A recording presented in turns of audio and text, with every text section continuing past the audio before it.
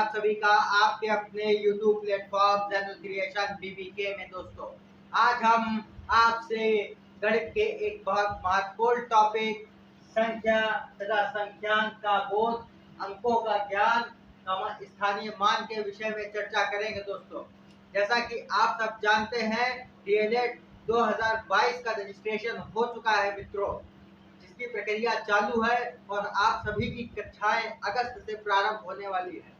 जिसको ध्यान में रखते हुए हमारी टीम ने यह दृढ़ निश्चय किया है दोस्तों कि हम BTC की मैथ को बिल्कुल भी जड़ से समाप्त करके मानेंगे। मित्रों, मैथ का खौफ BTC के छात्रों में, प्रशिक्षुओं में बहुत ही ज्यादा होता है, जिसमें खास तौर से बालिकाएं चिंतित होती हैं कि उनको किस प्रकार से मैथ को समझेंगी, क्या करेंगी। तो उनकी इसी समस्या का समाधान के लिए हम लोग यहाँ पे आए हुए हैं मित्रों, और आपकी इस समस्या का समाधान हम करके रहेंगे।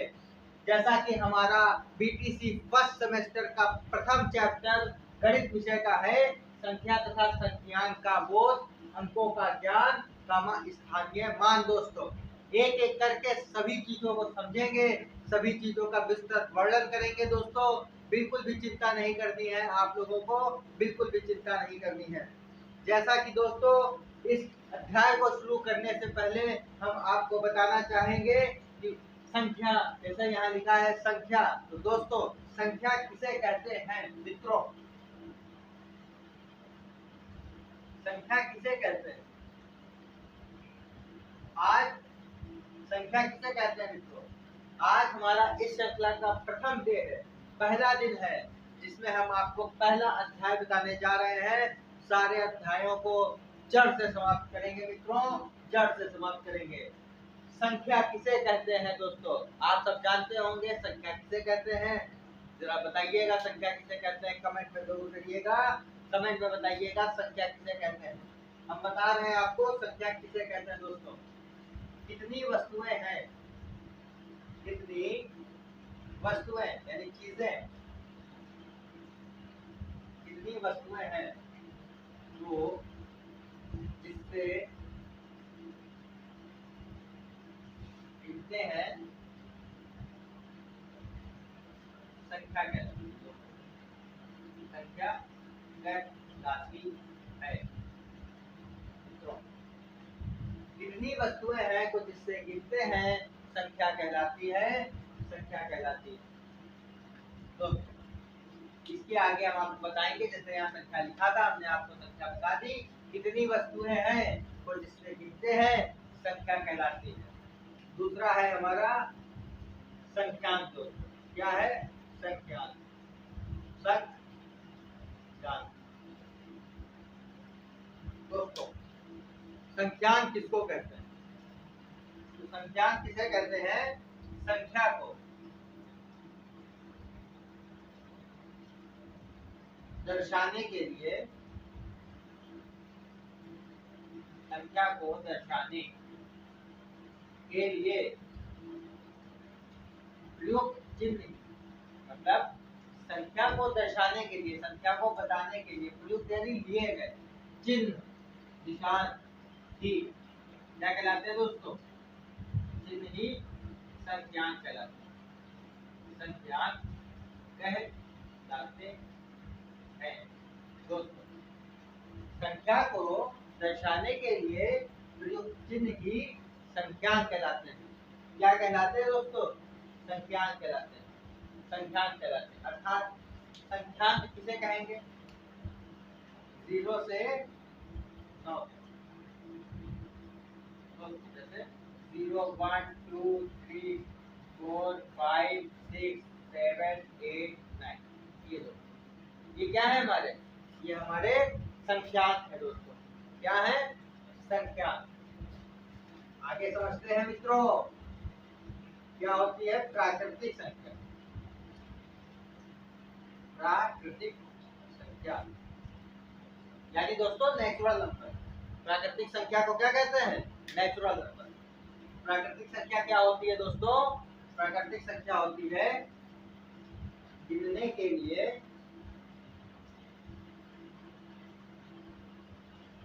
गिनने के लिए, किसी वस्तु को गिनने के लिए प्रयुक्त की गई यानी ली गई, प्रयुक्त की गई संख्या ही,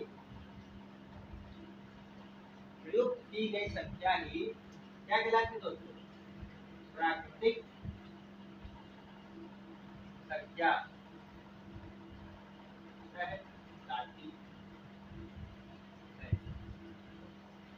गिनने के लिए प्रयुक्त की गई संख्या ही प्राकृतिक संख्या कहलाती है मित्रों। और प्राकृतिक संख्या को हम लोग एन से दर्शाते हैं। किससे दर्शाते हैं? एन यानी नेचुरल नंबर। और प्राकृतिक संख्या होती कौन कौन है? 1 2 3 4 से लेकर के जय अनंत। प्राकृतिक संख्या हो गई दोस्तों, समझ में आया होगा। संख्या किसे कहते हैं? तो कितनी वस्तुएं हैं को जिससे गिनते हैं संख्या कहलाती है। संख्यांक किसे कहते हैं? तो संख्या को दर्शाने के लिए प्रयुक्त चिन्ह ही संख्यांक कहलाते हैं। और प्राकृतिक संख्या किसे कहते हैं दोस्तों? गिनने के लिए प्रयुक्त की गई संख्या ही प्राकृतिक संख्या होती है। 0 से नहीं 1 से गिनते हैं, इसको 0 से नहीं गिनते हैं, ये याद रखिएगा दोस्तों। प्राकृतिक संख्या आपकी हो गई। अब इसके प्राकृतिक संख्या के बारे में कुछ बातें हैं, वो भी नोट कर लेते हैं दोस्तों। जैसे हमारा पहली प्राकृतिक संख्या क्या होगी? 1। पहली प्राकृतिक संख्या देखिए, मैंने यहाँ लिखी है 1। पहली प्राकृतिक संख्या दोस्तों, पहली प्राकृतिक संख्या क्या होती है? 1 है। पहली प्राकृतिक संख्या दोस्तों क्या है? 1 है। अगला पॉइंट, किसी भी प्राकृतिक संख्या में दोस्तों, संख्या लिखा है, किसी भी प्राकृतिक संख्या में 1 जोड़ने पर, क्या जोड़ने पर? 1 जोड़ने पर अगली प्राकृतिक संख्या, किसी भी संख्या में 1 जोड़ने पर अगली दोस्तों, अगली प्राकृतिक संख्या प्राप्त होती है। क्या होती है? अगली प्राकृतिक संख्या प्राप्त होती है। किसी भी प्राकृतिक संख्या में यदि 1 जोड़ेंगे तो अगली प्राकृतिक संख्या प्राप्त होगी दोस्तों। अगला पॉइंट है, अगला पॉइंट हमारा ये है दोस्तों, कोई भी प्राकृतिक संख्या, कोई भी प्राकृतिक संख्या सबसे बड़ी प्राकृतिक संख्या नहीं होती। लिखने आपको समझाते हैं, होती है, क्योंकि कोई भी प्राकृतिक संख्या सबसे बड़ी प्राकृतिक संख्या नहीं होती है, नहीं होती है, क्योंकि अगली संख्या, इस वाली संख्या के बाद वाली जो अगली संख्या होगी दोस्तों, अगली संख्या उससे बड़ी संख्या होती है, उससे बड़ी संख्या होती है। क्या क्या बताया दोस्तों? पहली प्राकृतिक संख्या 1 है। किसी भी प्राकृतिक संख्या में 1 जोड़ने पर अगली प्राकृतिक संख्या प्राप्त होती है। और कोई भी प्राकृतिक संख्या सबसे बड़ी प्राकृतिक संख्या नहीं हो सकती, क्योंकि अगली संख्या पहली वाली संख्या से बड़ी होती है। इसलिए दोस्तों, कोई भी प्राकृतिक संख्या सबसे बड़ी प्राकृतिक संख्या नहीं हो सकती दोस्तों। स्थानीय मान दोस्तों,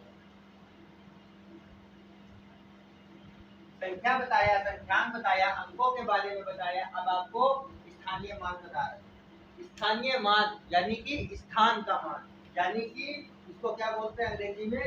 इसको बोलते हैं दोस्तों प्लेस वैल्यू। क्या बोलते हैं?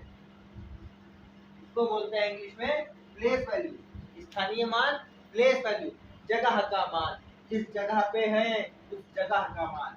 जैसे हमारी संख्या लिखी हुई है, यहाँ पे हम लिख दें, यहाँ पे लिख देते हैं संख्या के स्थान का मान।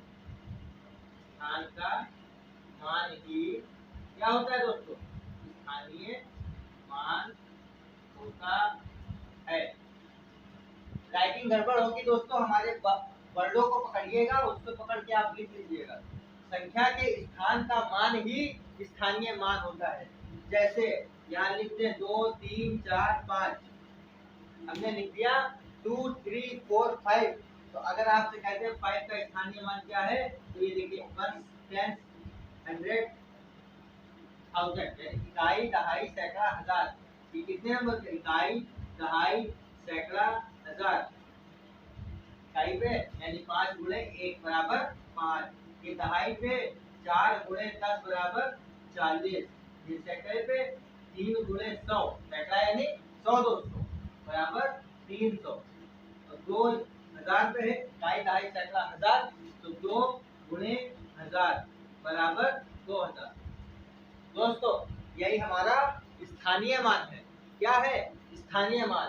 क्योंकि यहाँ पे 2 का स्थान हजार नंबर पे है, 3 का स्थान सैकड़े पे है, 4 का स्थान दहाई पे है, 5 का स्थान इकाई पे है, इसलिए ये इसका स्थानीय मान हो गया। यहीं पे हम आपको एक बता देते हैं दोस्तों, आपके पहले पाठ में नहीं है लेकिन परीक्षा में पूछ लेता है। क्या? जातीय मान, या इसको दोस्तों हिंदी में कहते हैं प्रत्यक्ष मान। क्या कहते हैं? प्रत्यक्ष मान। दोस्तों इसको कहते हैं जातीय मान या प्रत्यक्ष मान। इंग्लिश में कहते हैं दोस्तों फेस वैल्यू। क्या कहते हैं? Face value. क्या कहते हैं? Face value. फेस वैल्यू यहाँ पे लिख देंगे, बदलती है। फेस वैल्यू क्या होती है? बदलती है। आप अभी यहाँ पे खड़े हैं, कल वहां पे खड़े हो जाएंगे, थोड़ी देर में वहां पे खड़े हो जाएंगे, थोड़ी देर में वहां पे खड़े हो जाएंगे। आपका फेस बदलता रहेगा, लेकिन आपका चेहरा, आपका फेस कभी नहीं बदलेगा। चेहरा जो होता है वो कभी नहीं बदलता है, इसलिए फेस वैल्यू कभी नहीं बदलेगी। इसी एग्जांपल से समझिए 2 3 4 5 लिखा है दोस्तों। क्या लिखा है? 2 3 4 5। तो 5 की फेस वैल्यू क्या होगी? 5। 5 की फेस वैल्यू 5, 4 की फेस वैल्यू 4, 3 की फेस वैल्यू 3, 2 की फेस वैल्यू 2। यानी 5 का जातीय मान 5, 4 का जातीय मान 4, 3 का जातीय मान 3, 2 का जातीय मान प्रत्यक्ष मान 2 होगा दोस्तों।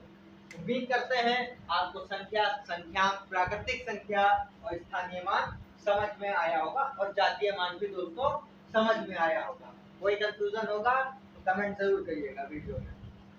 आगे आपको बताते हैं अभाज्य संख्या। अभाज्य संख्याएं क्या है दोस्तों? अभाज्य संख्याएं। अभाज्य संख्याएं किसे कहते हैं? वे संख्याएं, यानी वो संख्याएं, वे संख्याएं जो एक या एक अथवा वे संख्याएं जो एक से या स्वयं से कटे, यानी विभाजित, ब्रैकेट में लिख लीजिए विभाजित हो। वे संख्याएं जो एक अथवा स्वयं से, किससे? एक अथवा स्वयं से विभाजित हो और किसी से ना, और किसी से ना, क्या कहलाएंगी? अभाज्य संख्या कहलाएंगी। वे संख्याएं जो एक अथवा स्वयं से कटे और किसी संख्या से ना कटे, वे क्या कहलाती हैं? अभाज्य संख्याएं। जैसे 2 3 और 5 और 7 दोस्तों, ये हमारी क्या है? अभाज्य संख्या है। पहली अभाज्य संख्या 2 होती है। देखिए 2 से कटेगी तो एकम 2, 1 से कटेगी 1 दूना 2, 3 एकम 3, 1 तिया 3, 5 एकम 5, 7 एकम 7। ये 2 3 5 7 क्या है? अभाज्य संख्या है दोस्तों। आगे है हमारा क्या है? भाज्य संख्या। हमने अभाज्य संख्या पढ़ ली, अब क्या पढ़ेंगे? भाज्य संख्या। भाज्य संख्या क्या पढ़ेंगे? भाज्य संख्या। ये होती है वे संख्याएं, यानी कि वो संख्याएं जो एक स्वयं से, एक और स्वयं से कटती थी, ये भी एक और स्वयं से कटेंगी। एक स्वयं से तथा और ये किसी अन्य संख्या से भी कटेगी, तथा किसी अन्य संख्या से भी। अभाज्य संख्या वे संख्या है जो एक से स्वयं से व अन्य किसी तथा किसी अन्य संख्या से भी विभाजित होंगी। क्या होंगी दोस्तों? विभाजित होंगी, यानी कि कटेंगी, विभाजित होंगी। वे संख्याएं जो एक से स्वयं से व अन्य किसी संख्या से विभाजित होंगी क्या कहलाएंगी दोस्तों? क्या कहलाएंगी? वे कहलाएंगी आपकी भाज्य संख्या। क्या कहलाएंगी? भाज्य संख्या कहलाएंगी। क्या कहलाएंगी मित्रों? भाज्य संख्याएं। वे संख्याएं जो एक से स्वयं से व अन्य किसी संख्या से विभाजित होंगी भाज्य संख्याएं कहलाती हैं। क्या कहलाती हैं? भाज्य संख्याएं कहलाती हैं। इसका उदाहरण देख लीजिए। इसका उदाहरण जैसे हम यहाँ पे लिखते हैं 4। क्या लिख दिया दोस्तों? इसका उदाहरण से 4 लिखते हैं। 4 देखिए किससे किससे कटता है? 1 चौको 4, 1 से कटेगा। 4 एकम 4, 4 से कट जाता है दोस्तों। 2 दूना 4, देखिए 1 से कटा, 4 से कटा, 1 से कटेगा, स्वयं से कटेगा, वो अन्य किसी संख्या से भी कटेगा। 2 दूना 4 कट जाएगा दोस्तों। ये संख्याएं भाज्य संख्या कहलाती है। समझे दोस्तों? क्या कहलाती है? भाज्य संख्या कहलाती है। अब हम आपको क्या पढ़ाएंगे? अगला है पूर्णांक दोस्तों। क्या है? पूर्णांक। पूर्णांक को इंग्लिश में कहते हैं इंटीजर्स। क्या कहते हैं? INTEGERS, integers. क्या कहते हैं पूर्णांक को दोस्तों? इंटीजर्स। पूर्णांक को इंटीजर्स कहते हैं। पूर्णांक को इंटीजर्स कहते हैं। इंटीजर्स की परिभाषा क्या होती है? इन सभी परिभाषाओं को आपको याद करना पड़ेगा दोस्तों। बहुत महत्वपूर्ण परिभाषाएं परीक्षा में आती है भी किसी में। पूर्णांक को कहते हैं इंटीजर्स, यानी कि मूल संख्या तथा लिखा है दोस्तों, क्या लिखा है? था लिखा है पूर्ण संख्या तथा ऋणात्मक संख्या। ऋणात्मक यानी कि निगेटिव नंबर। ऋणात्मक संख्या क्या होती है? पूर्णांक होती है। क्या होती है दोस्तों? पूर्णांक होती है। क्या होती हैं? पूर्णांक होती है। पूर्ण संख्या तथा ऋणात्मक संख्या पूर्णांक होती है, इंटीजर्स होती है। अच्छा दोस्तों, तो ये इंटीजर्स होते हैं, ये 2 प्रकार के होते हैं। कितने प्रकार के होते हैं? 2 प्रकार के होते हैं। एक होता है धनात्मक पूर्णांक, धनात्मक पूर्णांक। एक होता है ऋणात्मक पूर्णांक, ऋणात्मक पूर्णांक। एक होता है धनात्मक पूर्णांक, दूसरा होता है ऋणात्मक पूर्णांक, यानी कि पॉजिटिव इंटीजर्स, दूसरा निगेटिव इंटीजर्स। हमने अंग्रेजी नहीं लिखी है, आप लिख लीजिएगा। ये होता है पॉजिटिव इंटीजर्स, ये होता है निगेटिव इंटीजर्स। और जो पूर्णांक होती है, पूर्णांक को किससे दर्शाते हैं? आई से दर्शाते हैं। काहे से दर्शाते हैं पूर्णांक को? इसको आई से दर्शाते हैं, तो यानी कि आई से प्रदर्शित करते हैं। ये धनात्मक पूर्णांक, ये धनात्मक पूर्णांक, ये ऋणात्मक पूर्णांक। इसको दिखाते हैं आई पॉजिटिव, इसको दिखाते हैं आई नेगेटिव से। तो आई पॉजिटिव से दर्शाते हैं, तो आई नेगेटिव से दर्शाते हैं दोस्तों। तो धनात्मक पूर्णांक का एग्जांपल हो जाएगा 0, +1, +2, +0, ये +3। ये क्या हो जाएंगे? आई पॉजिटिव। तो जो आई नेगेटिव होंगे वो ये होंगे दोस्तों, 0 से कम वाले वो होते हैं नेगेटिव इंटीजर। -0, -1, -2, -3। ये क्या है? ऋणात्मक पूर्णांक। पूर्ण संख्या तथा ऋणात्मक संख्या को ही पूर्णांक होती है। ये पूरा नंबर है 1, 2, 3। और ये धनात्मक पूर्णांक, ये ऋणात्मक पूर्णांक। पूर्णांक कितने प्रकार के बताया? तो 2 प्रकार के, धनात्मक पूर्णांक, ऋणात्मक पूर्णांक। ये हो गया इसका एग्जांपल, ये हो गया ऋणात्मक पूर्णांक का एग्जांपल दोस्तों। परिमेय संख्या क्या बची है? परिमेय संख्या बची है और अपरिमेय संख्या बची है। बाकी जो बचा है परिमेय संख्या। क्या बची है? परिमेय संख्या। क्या बचा है दोस्तों? परिमेय संख्या। परिमेय संख्या। परिमेय संख्या किसे कहते हैं दोस्तों? वे संख्या, वे संख्याएं, क्या कहेंगे दोस्तों? वे संख्या यानी कि वो नंबर जिन्हें, वे संख्याएं जिन्हें हम, वे संख्याएं जिन्हें हम P बटे Q के रूप में लिख सकते हैं। वे संख्याएं जिन्हें हम भिन्न के रूप में यानी कि P बटे Q के रूप में लिख सकते हैं, लिख सकते हैं, क्या कहलाती है? परिमेय संख्या कहलाती है। क्या कहलाती है? परिमेय संख्या। ये परिमेय संख्याएं होती हैं।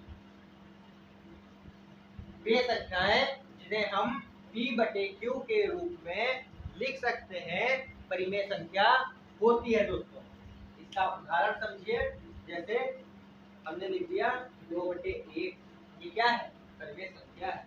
3/5 क्या है? परिमेय संख्या है। अगर हम अभी दोस्तों 3 लिख दें तो बताइए क्या यह 3 परिमेय संख्या है या नहीं है दोस्तों? हमारा जो ये 3 है ये परिमेय संख्या है, क्योंकि इसके बटे में 1 होता है, ये परिमेय संख्या है। मित्रों, परीक्षा में ये पॉइंट को स्टार बना लीजिएगा। क्या बना लीजिएगा? स्टार बना लीजिएगा। पूछता है पाई क्या है? क्या पूछता है? पाई क्या है?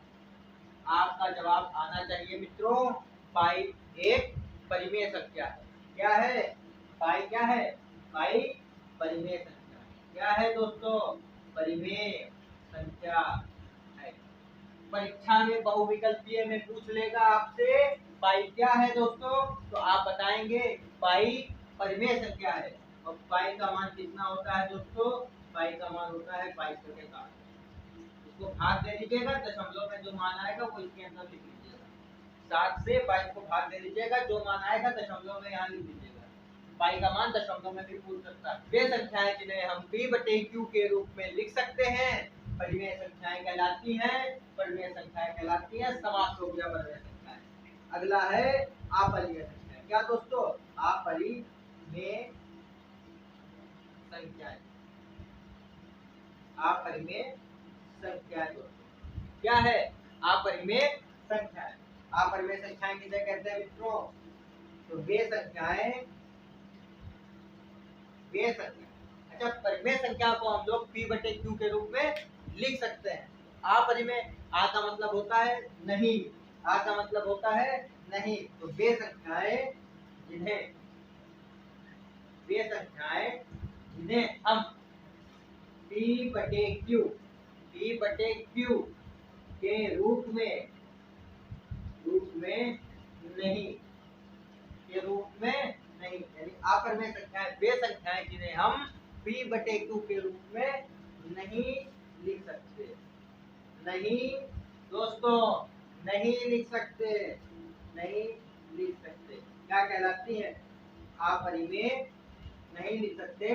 अपरिमेय, राइटिंग दोस्तों खराब होती है बच्चे बोर्ड पर। अपरिमेय संख्या कहलाती है। क्या कहलाती है? अपरिमेय संख्या कहलाती है। मित्रों, वे संख्याएं जिन्हें हम P बटे Q के रूप में नहीं लिख सकते, अपरिमेय संख्याएं कहलाती हैं। राइटिंग मायने नहीं रखती है दोस्तों, समझ में आना चाहिए, समझ में आना चाहिए। परिमेय संख्या क्या है, अपरिमेय संख्या क्या है। छोड़ेंगे नहीं, तब तक नहीं छोड़ेंगे जब तक समझ में नहीं आएगा। एक एक बच्चे को घोल के पिला देंगे। बीटीसी की गणित जड़ से समाप्त होगी मित्रों, जड़ से समाप्त होगी। वे संख्याएं जिन्हें हम P बटे Q के रूप में नहीं लिख सकते, अपरिमेय संख्याएं कहलाती हैं। उदाहरण लिख लीजिएगा, √2, √3, √5, √2, √3, √5 दोस्तों, यानी कि रूट वाली। ऐसे पकड़ लीजिएगा जिन संख्याओं में रूट होगा। रूट होगा तो हम उसको बटे के रूप में नहीं लिख सकते। पूर्ण संख्या होगी नहीं तो P बटे Q के रूप में लिख नहीं पाएंगे। P बटे Q के रूप में नहीं लिख पाएंगे, अपरिमेय संख्या हो जाएगी मित्रों, अपरिमेय संख्या हो जाएगी। इसके आगे भी कई संख्याएं बची हुई हैं, संख्याओं का कई रूप बचे हुए हैं, जिसको हम अगले वीडियो में, अगले पार्ट में लाएंगे। 3 पार्ट में इस वीडियो को, 3 से 4 पार्ट में इस पहले पार्ट को समाप्त समाप्त करेंगे दोस्तों। पूरा पाठ जड़ से खत्म हो जाएगा। परीक्षा में एक भी प्रश्न बताए गए वीडियो में बताए गए सवालों से बाहर नहीं जाएगा। ये हमारा वादा है, ये हमारा वादा है आपसे मित्रों।